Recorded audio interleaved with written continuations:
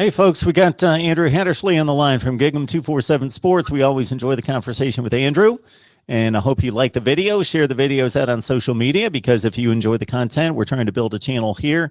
Need your help, so please share the videos out on social media as well. Talking up the Aggies as we head toward August camp, and of course, before that, we're just, wow, less than a month from SEC Media Days that, of course, usher us right into August camp. And of course, the headlining topic for August camp is going to be the quarterback battle between Haynes King and Zach Calzada. Those two in particular. Eli Stowers in the mix as well. So I got to pose this question to you, Andrew, because people are excited. You know it better than I do about Haynes King in particular because of the skill set, the running ability, the dynamic playmaking ability that he has. So we just saw 4 years of Kellen Mond. We know what he was capable of doing, which the upside was tremendous. It landed him a higher than many expected draft position to the Minnesota Vikings. So in comparing Kellen Mond and then Haynes King, of course, it's a projection with King about how good he could be. Yeah, I think there's a lot of people who, not even just this spring, but even looking at last spring, from the moment that Haynes King stepped on campus, one of the first things that really stands out is his leadership. And you hear a lot of people bring it up with him. And it's something that when you talk about Kellen Mond again, the amount of times you heard Jimbo Fisher talk about how Kellen Mond was such a stable presence in the locker room and helped make others around him better just in terms of leadership qualities. And I think that's the thing with Jimbo Fisher when he looks at a quarterback. Obviously, it's, can he throw? Is he accurate with the ball? Does he make good decisions? Does he run?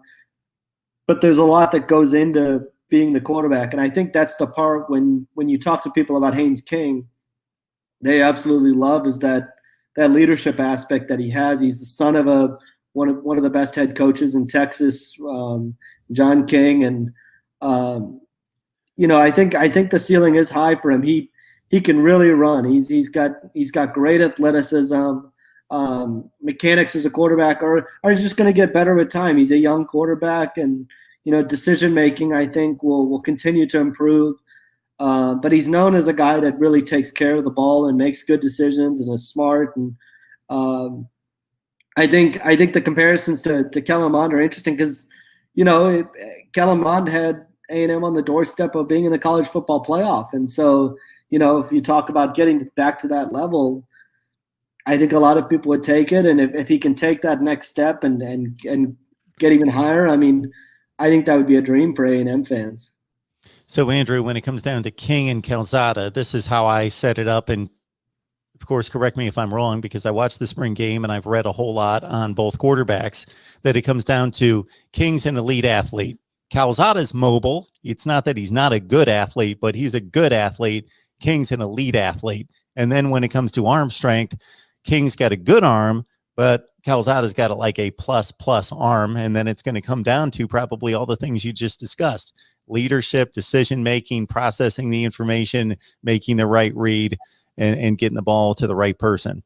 I think you hit the nail on the head. I mean, when you talk about arm talent, there's no denying the arm talent that Zach Calzada has. I mean, the ball just comes out of his hand differently, but the thing with him is he just has to work on protecting the ball and making those good decisions. I mean, for example, there was a 2-minute drive during the spring game where he threw a pick and it ended up going back for a touchdown. And, those are the sorts of decisions that, when you talk about just the decision making, protecting the ball. And if you're going to lean on a defense, you can lean on a defense when you're A&M because, they've got the majority of their starters back and tons of talent on that side of the ball. But there's no denying the arm talent that Zach Calzada has. And with Haynes King, it's that athleticism.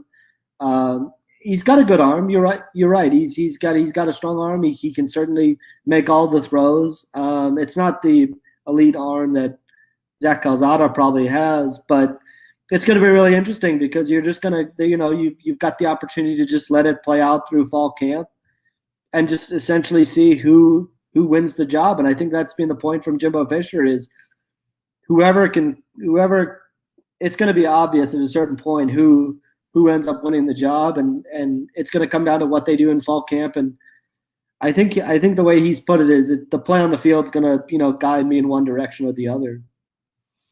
Talking of Texas A&M with Andrew Hattersley from Gig'em 247 Sports on through June and the craziness of the recruiting period into the SEC media days and on in August camp. And before you know it, Andrew, we're going to be off and running into the season in Colorado, it's of only course. 70 plus days away.